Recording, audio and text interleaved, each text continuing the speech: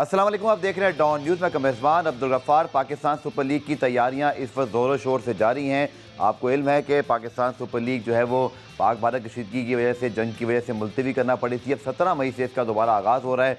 Schedule भी जनाब आ चुका है, कुछ देर में आपको स्क्रीन पर दिखा देंगे। उस शेड्यूल के साथ साथ अब सबकी नज़रें ये हैं कि तमाम स्क्वाड्स में शामिल जो गैर मुल्की खिलाड़ी हैं वो कितनी बड़ी तादाद में जो है वो पाकिस्तान पहुँचते हैं। इसके साथ साथ कल पाकिस्तान क्रिकेट बोर्ड ने 2 अनाउंसमेंट की। माइक हैसन पाकिस्तान की वाइट बॉल टीम के कोच बने, जबकि टेस्ट टीम के हवाले से भी कुछ इसी तरह के इम्कानात वाले नाम चल रहे हैं। और पाकिस्तान के स्क्वाड फॉर बांग्लादेश सीरीज़, उसके ऊपर भी जो है हम बात करेंगे कौन से प्लेयर इन या आउट हो सकते हैं। और इसके साथ साथ आकिब जावेद को डायरेक्टर हाई परफॉर्मेंस सेंटर जो है बनाया गया है, उनका रोल क्या होगा, क्या वो एक बार फिर हेड कोच के साथ भी लिंक रहेंगे, इस हवाले से प्रोग्राम में बात करेंगे। लेकिन इस वक्त ताज़ा तरीन सूरत हाल पाकिस्तान सुपर लीग की फ्रेंचाइजीज और उनके स्क्वाड्स के हवाले से क्या है। हमारे नुमाइंदे गुलाम मुर्तज़ा ने हमें ज्वाइन किया, उन्हें प्रोग्राम में खुशामदीद कहते हैं। गुलाम मुर्तज़ा, यकीनी तौर पर मुश्किल होता है जब प्लेयर्स को वो वापस भेज कर एक ही हफ्ते में बुलाया जाए, लेकिन फिर भी बहुत सारे नाम कल जो है वो गर्दिश कर रहे हैं जो कन्फर्म हुए हैं। कुछ नाम ऐसे भी हैं जो शायद अभी आने पर जो है मतलब उनके क्वेश्चन मार्क लगा हुआ है। आपके पास फिर लेटेस्ट अपडेट क्या है, कौन से गैर मुल्की खिलाड़ी पाकिस्तान आ रहे हैं? कि पाकिस्तान सुपर लीग की तमाम जो फ्रेंचाइजीज हैं वो अपने जो प्लेयर्स हैं उनको वापस लाने की भरपूर कोशिश कर रही है। और कुछ नाम ऐसे सामने भी आए हैं कि जो हम तवक्को कर रहे थे कि वो पाकिस्तान सुपर लीग का दोबारा से हिस्सा बनेंगे, जैसे लुक वुड हैं, मैक्स फ्रंट है, टॉम कैलर कर्डमोर हैं, डेविड वार्नर है, नजीबुल्लाह जरदान है, मैक डर्मट है, कुशाल मेंडिस हैं, कॉलिन मुनरो, रेली रूसो, सिकंदर रजा, सैम बिलिंग जो अपनी टीमों को ज्वाइन कर सकते हैं। और दीगर गैर मुल्की खिलाड़ियों से भी पाकिस्तान क्रिकेट बोर्ड की भी और फ्रेंचाइजीज की भी बातचीत चल रही है। और इसके अलावा एलेक्स हेल, जिनका ताल्लुक इंग्लैंड से है और वो पहले भी इस्लामाबाद यूनाइटेड का हिस्सा रह चुके हैं, उन्होंने भी पाकिस्तान में दोबारा आने के लिए अपनी विलिंग शो कर दी। और उनकी जानिब से कहा गया है कि मैं बाकी मैचेस जो इस्लामाबाद यूनाइटेड की तरफ से खेलूंगा और अपनी टीम को जितवाने की भरपूर कोशिश करूंगा। और ऐसे जो प्लेयर्स हैं लाइक ऑस्ट्रेलिया या न्यूजीलैंड के, तो अगर उनमें से कोई प्लेयर नहीं आता तो उनकी जगह पे एक छोटा ड्राफ्ट किया जाएगा और उसमें जो फ्रेंचाइजीज है वो अपने खिलाड़ियों को पिक कर सकती हैं। और अगर फ्रेंचाइजी समझती हैं कि अगर उनके लोकल प्लेयर्स जो उनकी टीम में मौजूद हैं उनके साथ वो जाना चाहते हैं और लोकल प्लेयर कुछ और भी रखना चाहते हैं, तो वो लोकल प्लेयर्स को भी इंक्लूड कर सकते हैं। तो इसलिए फ्रेंचाइजीज तमाम तो जो बड़े अपने प्लेयर्स हैं उनके साथ बातचीत भी कर रही हैं और उम्मीद कर रहे हैं कि बहुत सारे और भी दीगर नाम जो पाकिस्तान सुपर लीग का हिस्सा रह भी चुके हैं तो वो दोबारा से पाकिस्तान सुपर लीग का हिस्सा बनेंगे जो बाकी मैचेस रह चुके हैं। ठीक है गुलाम मुर्तज़ा, अगर अभी बज़ाहिर देखा जाए तो कराची किंग्स में अगर डेविड वार्नर आ रहे हैं, जेम्स विंस के आने की उम्मीद है, नबी की, इसी तरह पेशावर ज़ल्मी में ल्यूक वुड हैं, मैक्स ब्राइंट हैं, नजीब जरदान हैं, तो ऐसे लगता है इन दो टीमों को तो अपने तकरीबन वो प्लेयर्स मिल जाएंगे जिनकी इनको ज़रूरत है। कप्तान खासतौर पर कराची के आ रहे हैं, बट इस्लामाबाद ने एक अच्छा स्टेप लिया कि उनको फिर एलिक हेल्स की एक रिप्लेसमेंट मिल गई है। लेकिन कोयटा ग्लेडिएटर्स और लाहौर कलंदर्स, इनके हवाले से लगता है कि कुछ अभी मामला तय होना बाकी हैं। जी, कोयटा में मोस्टली जो इंग्लैंड और ऑस्ट्रेलिया के प्लेयर्स थे, सॉरी न्यूजीलैंड और ऑस्ट्रेलिया के प्लेयर्स थे, तो उनका आना थोड़ा मुश्किल दिखाई दे रहा है। तो क्योंकि ऑस्ट्रेलिया की जानिब से ये कहा गया था कि तमाम प्लेयर जो पाकिस्तान सुपर लीग का हिस्सा है या वो आईपीएल का हिस्सा है, तो वो उन्होंने खुद डिसाइड करना है कि वो आना चाह रहे हैं या नहीं आना चाह रहे। लेकिन ऑब्वियसली हर प्लेयर की फैमिली होती है, तो उनकी फैमिली की जानिब से भी अगर नहीं आने का कहा जाएगा तो वो शायद वहां पे भी हिस्सा ना बने और यहाँ पे भी ना हिस्सा बने, तो इनको काफी डेंट पड़ सकता है। लेकिन इनके लिए ये ऑप्शन जरूर मौजूद होगा कि वो इंटरनेशनल दीगर प्लेयर से राब्ता कर सकते हैं, लोकल प्लेयर से भी राब्ता कर सकते हैं, लेकिन इतनी जल्दी करना थोड़ा सा मुश्किल भी हो जाएगा। तो इसलिए उम्मीद करें कुशाल मेंडिस जो उनकी टीम का हिस्सा थे और भी कुछ लोकल प्लेयर से उनकी बातचीत चल रही है, तो अगर वो आ जाते हैं तो उम्मीद कर रहे हैं कि उनके पास भी उसी तरह की टीम दोबारा से बन जाएगी जिस तरह वो पीएसएल के बाकी मैचेस में परफॉर्म करते हुए आ रहे थे और अच्छा कॉम्बिनेशन बना था। चलिए, हमारे साथ मौजूद है गुलाम मुर्तज़ा, साबिक test cricketer, fast bowler Abdul Rauf साहब ने हमें ज्वाइन किया है, उन्हें भी प्रोग्राम में खुशामदीद किया। और रऊफ, पहले मैं बात कर लेता हूँ कुछ पीएसएल की, चूँकि हम बात कर रहे थे और जिस अंदाज से ये लीग चल रही थी, जिस तरह की टीमों की परफॉर्मेंसेस थी, हम सबको अच्छी तरह याद है। अब जो सूरत हाल बनी है रऊफ, के बाद फिर मैं आऊँगा माइक हैसन और फिर आकिब जावेद वाले मामले पर भी और फिर पाकिस्तान की टीम पर जो इसके असरात होने हैं। बट रऊफ, आपको क्या लगता है कि जो अब तक जैसे न्यूजीलैंड के कुछ प्लेयर्स हैं, डैरन मिचेल शायद नहीं होंगे लाहौर कलंदर्स के लिए अवेलेबल, इसी तरह मार्क चैपमैन नहीं आएंगे कोयटा के लिए, केन विलियमसन का शायद कराची को इतना फ़र्क ना पड़े, बट रऊफ आप क्या समझते हैं इस वक्त तमाम टीमों को देखते हुए कोयटा के अलावा किसी ने भी क्वालिफाई नहीं किया, सो कौन सी टीम गैर मुल्की खिलाड़ियों के बगैर या ना आने से उसको बहुत ज़्यादा नुकसान हो सकता है। आप ही क्या राय है, जो टीम आपको इस वक्त बेहतर दिखाई दे रही है? तो देखिए, मेरा ख्याल है कि जो हमारी अर्ली ऑन प्रिपरेशन थी वो भी कोई इतनी ज़्यादा आपको मार्क नहीं थी, और जिस तरीके से आप भी जानते हैं कि जिस तरीके से पीएसएल को शुरू किया गया था और एक कंट्रोवर्सी डेवलप कर दी गई थी जो मालिकान है पीएसएल की उनकी तरफ से, उसके बाद इसका जो रंग था वो इतना ज़्यादा जम नहीं सका और फीका-फीका रहा। इसके बाद स्पेशली जो आपके कराची में मैचेस वगैरह होते रहे हैं, जी, जी। उसमें भी जो पब्लिक थी, आप उसकी एंगेजमेंट को बिल्कुल ही आप वो ना होने के बराबर थी और उनको भी आप ग्राउंड की तरफ ना ला सके। तो ये चीजें थी जो आपको बहुत पहले देखनी चाहिए थी, मगर उसके बाद फिर जो इंटरवल आया, पाकिस्तान और इंडिया का क्लैश हुआ और उसके बाद एक निशान चीज ये है कि दोबारा पीएसएल का जो बकाया मैचेस है वो पाकिस्तान में खेले जाएंगे। जी, जी। पता नजर कि कोई बाहर से इतने ज्यादा प्लेयर्स आते हैं या नहीं आते, क्योंकि उस तरह की जो हाइप जो पीएसएल 10 थी, जिस तरह की इसकी हाइप डेवलप होना चाहिए थी, वो अर्ली ऑन भी हो ना सकी। और मेरा कहना है कि अब हमें फोकस करना चाहिए आगे जो नेक्स्ट सीजन आने वाला जी, है, जी। और उसमें जो मैनेजमेंटल चेंजेस हैं उनको बेहतर तौर पे करना चाहिए। जो फ्रेंचाइज मालिकान है या तो ये पीएसएल को साइन ही ना करे, तो ये जो अपनी अपनी इन्होंने फ्रेंचाइज खरीदी हुई है, अगर इन्होंने फ्रेंचाइज खरीदी है और बोर्ड के साथ इंटरकनेक्ट है, तो फिर इनको बोर्ड के साथ ही अपने मसाइल हल करने चाहिए। ये नहीं जो पीएसएल शुरू हो रही है और 2 दिन पहले आप अपना एक लेकर बैठ गए हैं कि ये चीज नहीं है और ये चीज नहीं है। तो मेरा ख्याल है कि ये काफी सारी चीजें जिनको पाकिस्तान क्रिकेट बोर्ड को सॉर्ट आउट करना पड़ेगा। ठीक है, अब शेड्यूल की तरफ आते हैं। रऊफ, और उसमें मैं फिर आपसे कुछ बात कर लेता हूँ। पेशावर के लिए स्पेशली कराची का मैच और फिर पेशावर लाहौर, ये तरह से उनके नॉकआउट मैचेस हैं। अभी तक की इतला के मुताबिक ल्यूक वुड आ जाएंगे, जिनकी परफॉर्मेंस बड़ी अच्छी है। अजवारी जोधा शायद नहीं आ पाएंगे क्योंकि उनकी इंटरनेशनल कमिटमेंट भी है, लेकिन मैक्स ब्रायंट हैं उनके पास। इसी तरह अगर हम बात करते हैं तो मैक्स ब्रायंट भी आ जाएंगे। सो आपको क्या लगता है कि कराची और लाहौर का जो मैच है पेशावर के साथ, ये जो 3 मैचेस हैं, इसमें कम से कम एक टीम के एलिमिनेट होने के चांस मौजूद हैं? पेशावर हारता है लाहौर से तो वो बाहर हो सकते हैं, लाहौर हारता है तो पेशावर भी जो है वो क्वालिफाई कर सकती है।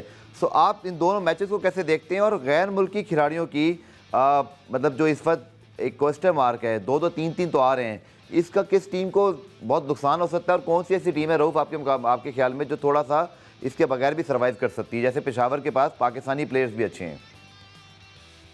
देखिए, मेरा ख्याल है कि कराची या लाहौर की जो टीमें हैं वो थोड़ा काफी बेहतर है, उन्होंने परफॉर्म भी बेहतर किया है और उनका आपस में कॉम्बिनेशन भी अच्छा बना हुआ है। अब देखते हैं कि उनको कौन कौन से प्लेयर्स हैं जो अवेलेबल होंगे और कौन से प्लेयर्स अवेलेबल नहीं होंगे। पाया कि जो प्लेयर्स उनके परफॉर्म कर रहे थे, उनकी अवेलेबिलिटी के बगैर वो उस तरीके से परफॉर्म करने की सलाहियत रखती है या नहीं रखती, तो ये तो टाइम ही बताएगा। मगर मेरे ख्याल के मुताबिक तो लाहौर और कराची दो बेटर टीमें थी। पेशावर का इतना ज्यादा इस्तेफा कोई आप कह सकते हैं कैप्टनसी में भी ज्यादा फ्लॉज थे और उस तरीके से वो जेल भी नहीं हो सके, और आखिरी 1-2 मैचेस उन्होंने जीते हैं, मगर अभी और उनकी परफॉर्मेंस बहुत ज्यादा पुअर थी। और उसके बाद दरमियान में एक दोबारा गैप आ गया, उसके बाद दोबारा टीम को जेल करना, फिर प्लेयर्स के बगैर खेलना, तो मेरा ख्याल है कि मोमेंटम। देखिए रऊफ, जो मैच है पेशावर का लाहौर का, वो अब चूंकि डू और डाई हो गया, चूंकि 9 पॉइंट्स हैं लाहौर के, पेशावर के 8 हैं, उनके 2 मैचेस बाकी हैं। सो आपके ख्याल में वो जो डू और डाई मैच है, अगर खासतौर पर डैरल मिचेल की अगर मैं बात करूं, जो कि एक बड़े ज़बरदस्त नामी ग्रामी पर इंटरनेशनल प्लेयर भी हैं, उनके आने के इम्कान बड़े कम हैं, लाहौर को कितना इसका नुकसान हो सकता है? देखिए, इतना क्योंकि लाहौर की जो बॉलिंग है बेसिकली तो उनके जो मैचेस है उस पर डिपेंड करते हैं, क्योंकि बॉलिंग अटैक बहुत स्ट्रॉन्ग है। जो पाकिस्तान का करंट बॉलिंग अटैक है उसमें शाहीन अफरीदी है, हारिस रऊफ है, मगर अभी उस तरीके से वो अपना इम्पैक्ट डाल नहीं सके हैं। जबकि जब शाबर की जानिब से मेरा नहीं ख्याल कि वो अगर साइम अयूब को अगर कोई एक बड़ी इनिंग खेलते हैं या बाबर आजम, तो वो वन साइड मैच को अपनी फेवर में लेकर जा सकते हैं, अदरवाइज तो थोड़ा मुश्किल होगा उनके लिए। ठीक है, अब वापस आते हैं रऊफ, जिस टॉपिक के लिए स्पेशली मैंने आपको आज मधु किया है, क्योंकि पाकिस्तान क्रिकेट में बड़े अरसे बाद कुछ तब्दीलियां हो गई और माइक हैसन पाकिस्तान टीम के वाइट बॉल कोच, एक बार फिर नए कोच, एक बार फिर गैर मुल्की कोच, एक बार फिर वही बोर्ड है, लेकिन इस बार डिसीजन चेंज हुआ है।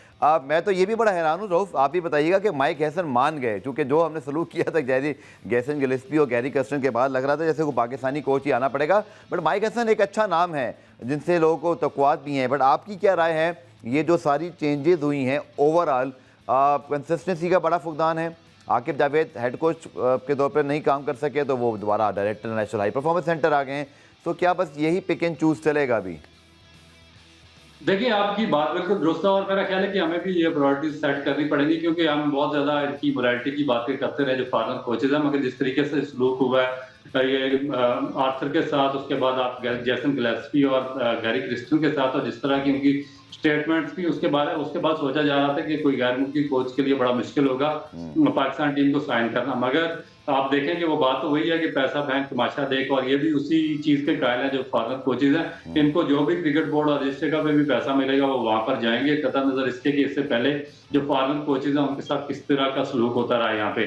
और दूसरी चीज ये है कि जो माइक हैसन है, अगर उनको प्रोफेशनली देखा जाए तो क्रिकेट उन्होंने इतनी ज्यादा नहीं खेली, मगर जो कोचिंग में वास्ट एक्सपीरियंस है, वो 2012 से लेके 2019 तक न्यूजीलैंड के कोच रहे हैं वो। और उसके बाद उन्होंने न्यूजीलैंड को बहुत अच्छे तरीके से तीनों फॉर्मेट में उन्होंने कोच किया, उनकी डायमेंशंस क्रिकेट की उन्होंने कंप्लीटली चेंज की थी। और थोड़े से इख्तलाफात भी रहे थे उनके रोज टेलर के साथ, जो अखबारात की जीनत बनते रहे, मगर उसके बाद ब्रैंडन मैकुलम के साथ उनका बड़ा अच्छा एक पार्टनरशिप था। व्हाइट बॉल में उनका सक्सेस रेट काफी ज्यादा बेहतर है, मगर टेस्ट क्रिकेट में उनका जो सक्सेस रेट था वो 50-50 ही रहा।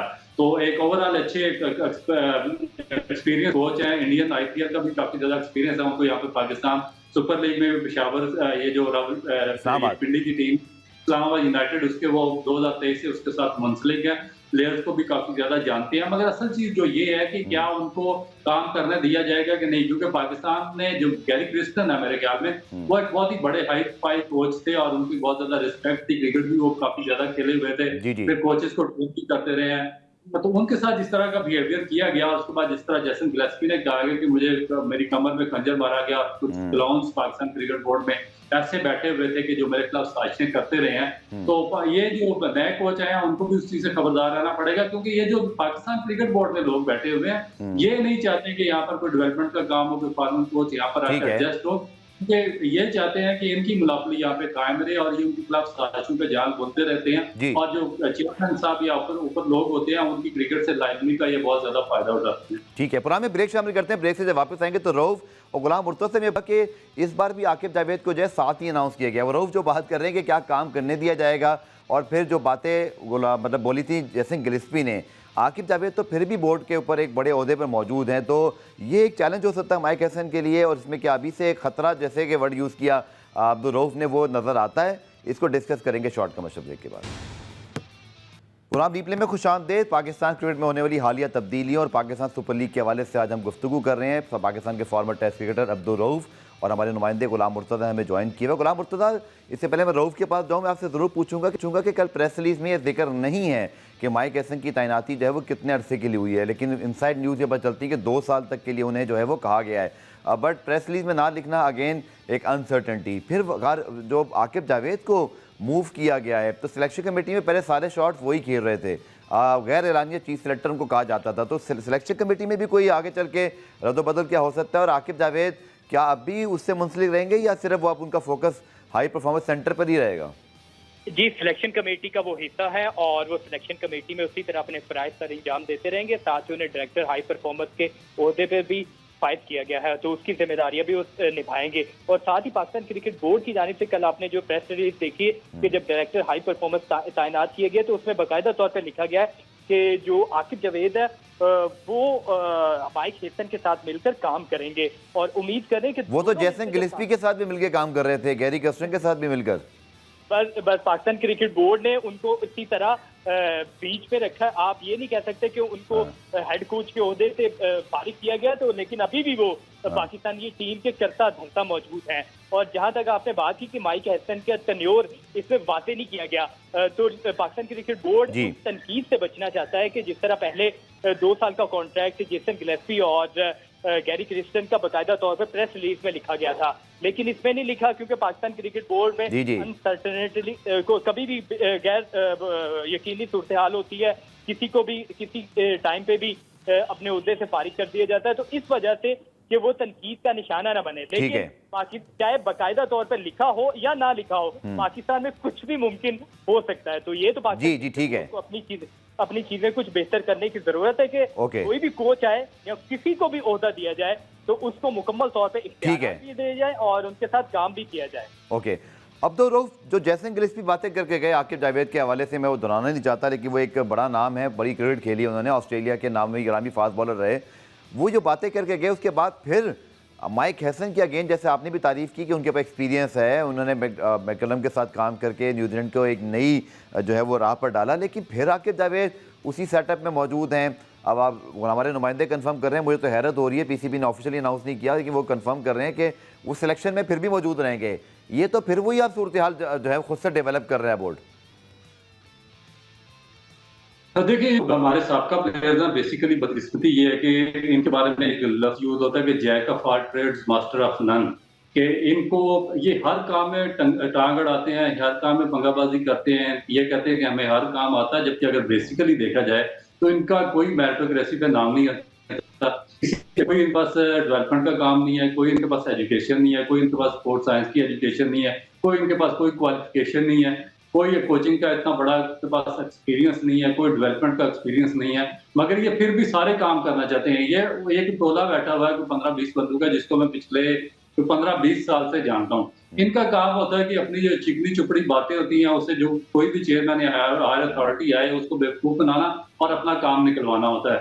कभी ये कोच बन जाते हैं, कभी ये बॉलिंग कोच बन जाते हैं, कभी ये बैटिंग कोच बन जाते हैं, कभी ये मैनेजर बन जाते हैं, कभी अकेडमी में डायरेक्टर लग जाते हैं, कभी ये किसी जूनियर टीम के साथ टूर पे चले जाते हैं, कभी सीनियर टीम के साथ चले जाते हैं। तो ये इन्होंने एक कभी सिलेक्शन कमेटी में आ जाते हैं, कभी चीफ सिलेक्टर बन जाते हैं। तो ये इन्होंने एक ना ड्रामा लगाया हुआ है, एक म्यूजिकल चेयर लगाई हुई है। तो ये जो फार्मर जो बेचारे यहाँ पे आते हैं उनको इस चीज का पता नहीं होता, नॉलेज नहीं होता। लेस्की से मेरी बात भी हुई थी, मैं उनसे मिला भी था, वो शरीफ आदमी थे, जिस तरह जेफ लासन, इससे पहले आपको याद है कि 2008 में पाकिस्तान के कोच रहे थे, वो भी जेंटलमैन आदमी थे, प्योर जेंटलमैन थे, पढ़े लिखे थे और बड़े अल्फासत से काम कर रहे थे, मगर उसको भी इसी जो क्लाउन्स का एक टोला है उसने उनकी पीठ पे खंजर घोंपा था और उनको साइडलाइन किया गया था।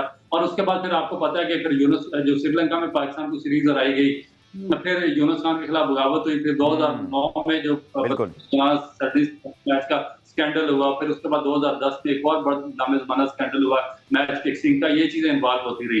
तो अभी फिर ये जनाब ये जो है क्रिस्टन उनको भी इसी तरीके से हटाया गया। भाई जब आपने देखें, जब कोई भी इदारा आपका काम कर रहा होता है ना, तो उसका बेसिक उसका जो इसका एक थिंक टैंक होता है, जो थिंक टैंक होता है वो प्रॉपर जो काबिल लोग होते हैं, जो वहाँ पे बेस्ट दिमाग होते हैं, उनका काम होता है कि पहले पूरा प्लान करें, एक विजन बेस्ड डिसीजन ले और फिर जो डिसीजन वो लेते हैं उसको आगे 2-4 साल के लिए फुलफिल करें। ये जो टोला बैठा हुआ होता है जिनमें कोई कॉम्पिटेंसी नहीं है, कोई एजुकेशन नहीं है, जब एजुकेशन नहीं है तो आपके अंदर विजन नहीं आएगा, तो ना ये लॉन्ग टर्म पॉलिसी बना सकते हैं। इनकी सारी पॉलिसी फिर फरा कर आती है अपनी जात के लिए, अपने मफादात के लिए और अपने इंटरेस्ट के लिए। इस वजह से ना तो यहाँ पे कोई फार्मर कोच सर्वाइव कर सकता, लोकल कोच में किसी में इतनी एबिलिटी नहीं है, और जो आपका कोचिंग एजुकेशन प्रोग्राम है दुनिया का सबसे करप्ट तरीन और बोगस तरीन वो प्रोग्राम ये चला रहे हैं, जिसको अपना नाम नहीं लिखना आता उसको लेवल 3 करवा के इन्होंने कोचिंग कोर्स करवाया हुआ है, कोई इस पे पढ़ा लिखा नहीं है। तो इस वजह से ना आपका यहाँ पे लोकल कोच चल सकता है, ना आपका फार्मर कोच चल सकता है, जब तक ये पूरे का पूरा टोला सिस्टम के अंदर मौजूद है। वो अपनी चिकनी चुपड़ी बातों से इसी तरीके से सिस्टम काम निकालता रहेगा और आपके जो हायर अथॉरिटीज हैं उनको वो बेवकूफ बनाते रहेंगे। ठीक है, पुराना एक ब्रेक शामिल करते हैं। ब्रेक से जब वापस आएंगे तो पाकिस्तान का जो स्क्वाड है फॉर बांग्लादेश सीरीज वो क्या हो सकता है, गुलाम मुर्तज़ा से इनसाइड और उस पर एक्सपर्ट ओपिनियन हासिल करेंगे रऊफ की इस शॉर्ट कमर्शियल ब्रेक के बाद। प्रोग्राम में खुश आमदेद। पाकिस्तान की इस वक्त जो बांग्लादेश सीरीज के हवाले से हम बात कर रहे हैं, टेंटेटिव शेड्यूल भी इसका सामने आ चुका है, चूँकि पाकिस्तान सुपर लीग की वजह से चंद रोज़ को इस सीरीज़ के लिए इसको आगे बढ़ाया गया। शेड्यूल भी आपको टेंटेटिव शेड्यूल आपको दिखा देते हैं और आप देख सकते हैं कि 27 मई से फैसलाबाद में तवील अरसे बाद गालिबन 15-16 साल बाद जो है वो सीरीज़ इंटरनेशनल वहाँ पर मुनक्किद होगी। 29 मई को दूसरा मैच है, उसके बाद 3 मैचेस लाहौर में खेले जाएंगे, 1, 3 और 5 जून को। और ये शेड्यूल जो है वो किसी वक्त भी जो है वो बाद में ऐलान किया जा सकता है। गो कि गवर्नमेंट ये कह रही है, जो बांग्लादेश क्रिकेट बोर्ड है उनका कहना है कि उनकी गवर्नमेंट से जो मुशावरत है उसके बाद इस सीरीज़ के हवाले से वो हतमी फैसला करेंगे। लेकिन गुलाम मुर्तज़ा, पहले मैं आपके पास आता हूँ, फिर रऊफ का एक्सपर्ट ओपिनियन हासिल करेंगे। स्क्वाड अनाउंसमेंट कब तक एक्सपेक्टेड है, चूँकि अब माइक हैसन के आने के बाद क्या हम कोई डिफरेंट किस्म की सिलेक्शन एक्सपेक्ट कर सकते हैं, और ये होगा कब स्क्वाड अनाउंसमेंट? जी, उम्मीद कर रहे हैं कि जो प्ले ऑफ है उससे पहले Pakistan cricket board Bangladesh series के लिए अपना स्क्वाड अनाउंस कर देगा। माइक हैसन के आने के बाद कुछ ही देर पहले इन्होंने प्रेस कॉन्फ्रेंस भी की थी। पाकिस्तान क्रिकेट बोर्ड के आकिब जवेद थे और नए कप्तान सलमान अली आगा था, तो उनकी जाने से ये बाकायदा तौर पर कहा गया था कि जो यंगस्टर हैं, स्ट्राइक रेट जिनका बेहतर है, मॉडर्न डे क्रिकेट खेलते हैं, तो उनको प्रेफरेंस दी जाएगी। तो उनसे हमने सवाल भी किया था कि क्या आप लोग जिनको न्यूजीलैंड सीरीज मुश्किल सीरीज में लेके जा रहे हैं, तो उनको ऐसा तो नहीं होगा कि अगर वहां पे वो फेल होते हैं तो उनको साथ नहीं रखा जाएगा और स्क्वाड का हिस्सा नहीं बनाया जाएगा। तो बाकायदा तौर पे कहा गया था कि मुश्किल सीरीज में जिनको लेके जा रहे हैं तो हम उनके ऊपर फोकस करेंगे, उनको बाकायदगी से चांसेस भी देंगे। तो अब पीएसएल के जो परफॉर्मर है उनको भी ऑब्वियसली इसमें इंक्लूड किया जाएगा। गुलाम मुर्तज़ा, कौन से ऐसे नाम है जो आपको पीएसएल के आते हुए दिखाई दे रहे हैं, और क्या बाबर रिजवान भी T20 टीम में न्यूजीलैंड की तरह मिस आउट करेंगे या आ सकते हैं? तो ये बता दें, फिर मैं रऊफ के एक्सपर्ट ओपिनियन लेता हूँ उस पर। बाबर रिजवान का आना मुश्किल है, क्योंकि Okay. पाकिस्तान क्रिकेट बोर्ड के जो कुछ अफराद है जिनसे हमारी बात हुई थी, तो उनकी जानिब से वही बात कही गई थी कि मॉडर्न डे क्रिकेट के ऊपर फोकस है। हसन नवाज है जिनकी परफॉर्मेंस बेहतर है, न्यूजीलैंड सीरीज का हिस्सा भी रहे थे। साहबजादा फरहान जिन्होंने नेशनल T20 में भी अच्छा परफॉर्म किया था और PSL के स्टार्टिंग में भी अच्छा परफॉर्म किया था। अली रजा है, उनके ऊपर भी काफी फोकस किया जा रहा है। तो आकिफ जावेद है जो मुल्तान सुल्तान की जानिब से खेले हैं, वो भी न्यूजीलैंड सीरीज का हिस्सा था। तो इनके ऊपर ज्यादा फोकस किया जा रहा है, इनको रखा जाएगा। उम्मीद है कि इनको दोबारा फिर चांस दिया जाएगा। साहबजादा फरहान के ऊपर काफी ज्यादा तवज्जो है और उसके ऊपर भी ठीक है। चलिए मैं अब रऊफ के पास चलता हूँ। रऊफ, जो अपने देखा कि बड़े अरसे बाद हमें कुछ यंगस्टर परफॉर्म करते नजर आए। अली रजा एक अच्छा टैलेंट दिखाई दिया, गो के अंडर 19 से हमने उनको स्पॉट किया हुआ है और इयान बिशप जैसे फास्ट बॉलर भी उनके बारे में बात करते आ रहे हैं। बट हमने देखा कि जो बाकी लड़के, इरफान नियाज़ी ने एक बड़ी अच्छी इनिंग खेली। इसके अलावा जो हमने देखा कि एक दो और अच्छे यंगस्टर हमें जैसे मास सदाकत भी दिखाई दिए, जिन्होंने आके एक बड़ी रिफ्रेशिंग किस्म की इनिंग खेली।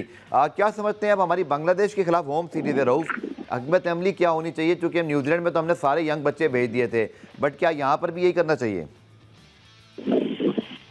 देखिए, न्यूजीलैंड में तो आपने कौन से यंग बच्चे भेजे हैं? सारे वही थे जो पहले खेल रहे थे और काफी अरसे से खेल रहे हैं। और मेरा नहीं ख्याल कि आगे भी पाकिस्तान क्रिकेट बोर्ड में कोई ऐसी रेवोल्यूशनरी चेंजेस मुझे नजर आ रही हैं। दूसरी जो जहाँ तक आपकी बात है कि इनकी इनिंग्स एक एक इनिंग पे किसी सूरत भी आप इनको इंटरनेशनल कैप नहीं दे सकते, ना इंटरनेशनल लेवल पर आप सेलेक्ट कर सकते हैं। जो यहाँ पे लेवल होता है वो नायत ही वो वीक लेवल होता है बॉलिंग का, और उसमें कोई अच्छे बॉलर्स होते नहीं है कि जो रन स्कोर हो सकें या कोई अपनी टीमों का मैचेस जितवा सकते हैं। उसमें एक या दो बॉलर्स अच्छे होते हैं, बाकी 3 बॉलर्स मीडियोकर बॉलर्स होते हैं जिनके खिलाफ रन करना एक फ्लैट पिचेस पर बहुत ज्यादा आसान होता है। यही वजह कि जब आप इन प्लेयर्स को एक आध इनकी परफॉर्मेंस पे पिक करते हैं तो फिर आप इनको इंटरनेशनल लेवल पर लेकर जाते हैं, तो वहां पर वो मोस्ट ऑफ द टाइम्स आपको स्ट्रगल करते नजर आते हैं। ना सिर्फ वो सी बॉलिंग के खिलाफ स्ट्रगल करते हैं, बाउंस के खिलाफ स्ट्रगल करते हैं, बल्कि अगर कोई क्वालिटी स्पिनर भी आ जाए तो खिलाफ भी स्ट्रगल करना शुरू हो जाते हैं। तो इसमें पाकिस्तान क्रिकेट बोर्ड अगर सीरियस है तो इसको एक दूरदर्श पॉलिसी बनानी होगी। इनको दोबारा मैं बार बार इसी बात पे जाऊंगा कि जो अपनी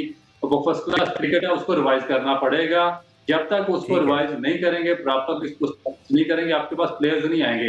आपने अभी अली रजा की मिसाल दी है, तो उसको भी मैं 4 साल से देख रहा हूँ। 4 साल से वो अंडर 19 खेला, मतलब उसी रॉन्ग एक्शन से वो बाहर की तरफ जाके बॉलिंग करवाता है और फिर वहां से उसके बायोमेकेनिक्स बड़ी मुश्किल से उसको अंदर की तरफ मुड़ते हैं। तो जब ये हाल होगा आपके कोचिंग स्टाफ का, पहले आपने इसानुल्लाह का बेड़ा गर्क किया, फिर उसके बाद आपका जो शाहीन अफरीदी है उसकी पेस कट डाउन हुई है, फिर उसके बाद आपके जो पूरब शहजाद है वो 8 साल से कंप्लीट रॉन्ग एक्शन के साथ बॉलिंग करते हैं, एक टेस्ट मैच की एक इनिंग खेलते हैं और फिर अनफिट होकर बाहर हो जाते हैं।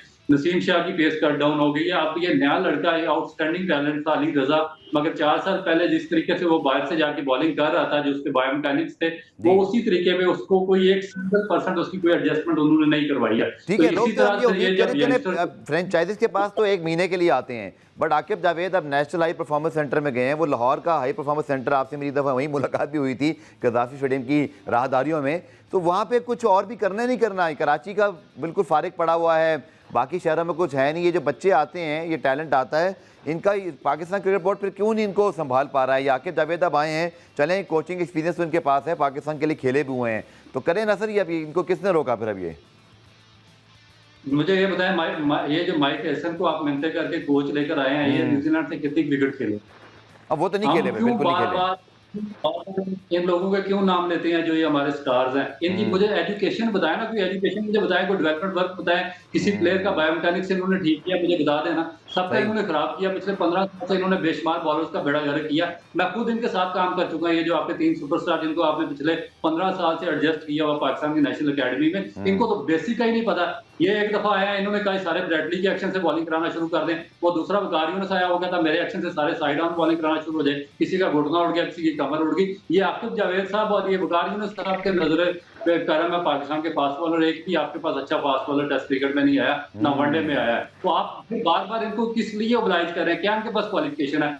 कौन सी इनके पास डिग्री है जिस पर ये बैठकर आपके बायोमेकेनिक्स बच्चों के सही करेंगे? तो वो बच्चे आपके फिर जो एक रॉ टैलेंट आपके पास आता है, वो फिर रॉन्ग बॉलिंग बायोमेकेनिक्स के साथ बॉलिंग करते हुए यहाँ तक पहुंचते हैं नेशनल टीम में। फिर जब उनके एक्शन एक्सपोज होते हैं तो वो 1 या 2 सीरीज के बाद बाहर हो जाते हैं और उनका कैरियर खत्म हो जाता है। और हमारा पाकिस्तान क्रिकेट बोर्ड बदकिस्मती से मुसलसल ऑब्लिगेशन में लगा हुआ है कंप्रोमाइज है इन लोगों के हाथों में, और इनको ही बार बार ओब्लाइज कर रहा है, जो कि सारे सिस्टम के कल्प्रेट है, जिन्होंने सारे बच्चों का ये इनमें एक्शंस का और बायोमैकेनिक्स का और उनकी टेक्निक्स का बेड़ा गर्क किया। वो बार बार फिर पाकिस्तान क्रिकेट बोर्ड में, नेशनल अकेडमी में कोई हेड कोच, कोई डायरेक्टर, कोई बॉलिंग कोच बार बार आ जाता, तो किस लिए आप इनको अपॉइंट करते हैं? फिर जब आप फॉरेन कोच बाहर से लाते हैं तो वो कोई बड़ा प्लेयर होता ही नहीं है, ना वो अपने इंटरनेशनल क्रिकेट खेला होता अपने कंट्री से। तो ये मुनाफिकत छोड़े, अपने मुल्क में भी वही काम करें ना जो आप बाहर के जो मुल्कों की कोच ला के लाते हैं। यहाँ भी एजुकेशन को प्रायोरिटी दे, जो आपके एजुकेटेड लोग हैं, जिनको सेंस है, जो आपका सिस्टम सही कर सकते हैं, आपके बच्चों को ठीक कर सकते हैं,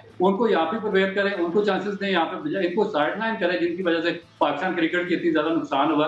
इन्होंने आपको कौन सा सिस्टम मुझे बताया? हमारे यहाँ तो मेंटोर्स बना दिए जाते हैं ना, फिर मेंटोर्स वो खत्म भी हो जाते हैं। 50-50 लाख सैलरी थी, अब कल अचानक से खबर आ गई कि मेंटोर्स वो अब रहे भी नहीं है, तो ये तो हो रहा है सर, क्या कह सकते हैं हम बात कर रहे थे, आप 50 लाख रुपए इनको सैलरी पे रखा हुआ था, अब आपको 8 करोड़ रुपया देके उनको हाथ जोड़ के आप उनसे जान छुड़वा रहे हैं कि भाई 4 महीने आपकी नौकरी में पड़े, हम आप हमारा जान छोड़े यार, ये पाकिस्तान क्रिकेट बोर्ड से निकले, आपको हम 8 करोड़ रुपया देने को तैयार है।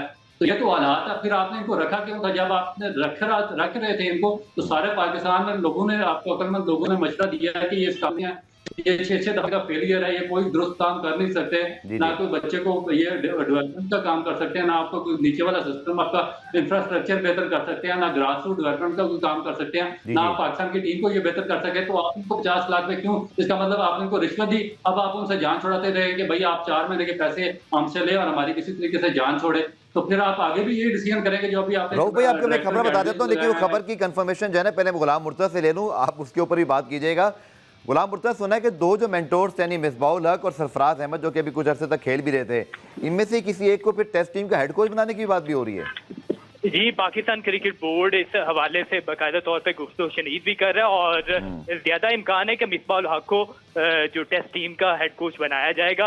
अब उसका फैसला होना अभी बाकी है। सरफराज अहमद की भी बात की जा रही है। सरफराज अहमद को भी पाकिस्तान क्रिकेट बोर्ड कोई ओहदा देना चाह रहा है और उन्हें भी पाकिस्तान क्रिकेट बोर्ड किसी न किसी में पाकिस्तान क्रिकेट के साथ रखना चाह रहा है। ओके, नाउ रऊफ, अगर मैं आपसे पूछूं, मिसबाउल हक की अगेन वापसी होने की बातें शुरू हो गई हैं और सरफराज अहमद चले, वो तो अभी रिसेंटली रिटायर्ड हैं, उनको भी आपने डायरेक्ट कहीं ओहदा ही देना है, तो हम ये ग्रास रूट लेवल पे क्यों नहीं काम करने देते किसी को? या जो कोचेज़ हैं, मैं आपकी बात से इत्तेफाक करता हूँ, आप जैसे जो लोग हैं जो क्वालिफाइड हैं, जिन्होंने लेवल 4 कोचिंग की है, जलालुद्दीन अमेरिका में बैठे हुए हैं, मैं समझ गया, मैं आपकी बात, मैं सिर्फ रेफरेंस के तौर पर बात कर रहा हूँ, मैं रेफरेंस के तौर पर बात कर रहा हूँ। जलालुद्दीन है, यासिर अरफात आए थे, इसी तरह और लोग हैं, तो ये बड़े नाम ही सिर्फ आते रहेंगे हमारे क्रिकेट में, यही चलता रहेगा?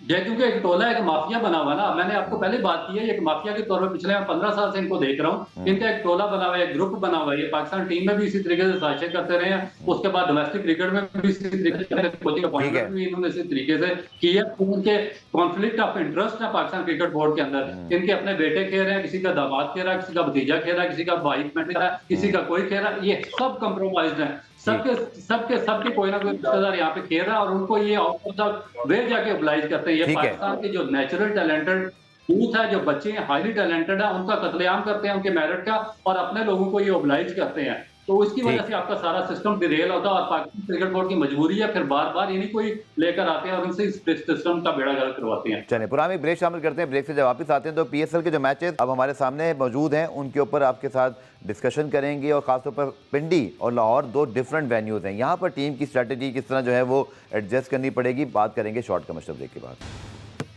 तो जनाब, पाकिस्तान सुपर लीग की फिर बात करते हैं और उसका शेड्यूल कल पाकिस्तान क्रिकेट बोर्ड ने जारी कर दिया था, रीशेड्यूल्ड हुआ है, आपके सामने शेड्यूल मौजूद है, जिसके तहत पेशावर ज़ल्मी और कराची किंग अब 17 मई को मद्दे मुकाबिल होंगे रावलपिंडी वेन्यूज़ पे, और उसके बाद 18 तारीख को डबल हेडर होगा, जैसे मुल्तान सुल्तान कोयटा ग्लेडिएटर और पेशावर लाहौर का एक इंपॉर्टेंट नॉकआउट तरह का एक मैच बन गया है, जो जीतेगा वो प्ले ऑफ में जा सकता है।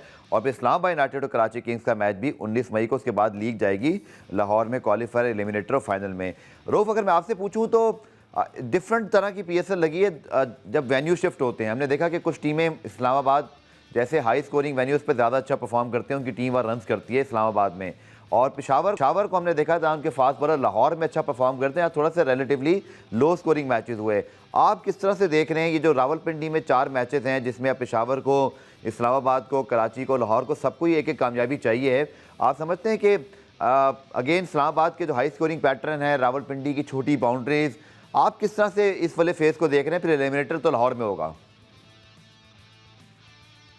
देखिए, मेरा ख्याल है कि अगर ये इस्लामाबाद की ग्राउंड वगैरह देखी जाए और जिस तरह की वहाँ पे पिच तैयार होती है, तो इसमें 2 चीज़ें उनको 2 टीमें उनको बहुत ही क्लियर कट एडवांटेज होगा। जी। एक तो इस्लामाबाद यूनाइटेड की टीम, क्योंकि वो उनका होम ग्राउंड है और बहुत ज़्यादा वहाँ पे वो क्रिकेट खेले और वो वहाँ पे डोमिनेट भी करते रहे हैं। उनको एग्ज़ैक्टली पता है कि यहाँ पे टॉस जीत कर पहले बॉलिंग करनी है या बैटिंग करनी है, और किस तरीके से या कौन से एरियाज़ है जहाँ पे हम हिट आउट कर सकते हैं। जी। उसके बाद दूसरी टीम जो उसको यहाँ पर ज़्यादा फ़ेवर मिलती है, वो पेशावर की टीम है, जिसने यहाँ पर बड़े-बड़े स्कोर किए हुए हैं। हुँ। और मेरा ख्याल है कि ये 2 टीमें हैं, उनको यहाँ पर काफ़ी ज़्यादा फ़ेवर मिलती रही है। अब जो कराची की इस दफ़ा जो पोज़ीशन है वो भी थोड़ी बेहतर है, उनके पास बैटिंग काफ़ी अच्छी आई है, जो थोड़ी-सी उन्होंने अपनी जो पास से सीखा, काफ़ी ज़्यादा चेंजिंग की है, क्योंकि जी। पास में तो उनका यही था कि जो उनके 40 प्लस लड़के थे, उनको वो ज़्यादातर वो ऑब्लाइज करते रहे, और जो यंगस्टर थे पाकिस्तान के अपकमिंग, हुँ। उनको साइडलाइन करके रखा था, और टेस्ट प्लेयर थे वही सारे मैचेस खेलते रहते थे, और ना उनकी कैप्टेंसी इस काबिल थी, हमारे जो शान मसूद थे, ना उनकी मैनेजमेंट इस काबिल थी कि वो कराची को थोड़ा-सा अच्छा कोई आगाज़ फराहम करते या उनको अच्छे तरीके से लीड करते। हुँ। मगर इस दफ़ा उनमें काफ़ी ज़्यादा पॉजिटिव चेंजेस देखने में आई हैं। तो ये 2 टीमें जो हैं, इसमें पेशावर और इस्लामाबाद यूनाइटेड की इनको क्लियर कट वहाँ पर रावलपिंडी के जो मैचेस हैं, उसमें इनको एज हासिल हो गया। ठीक है।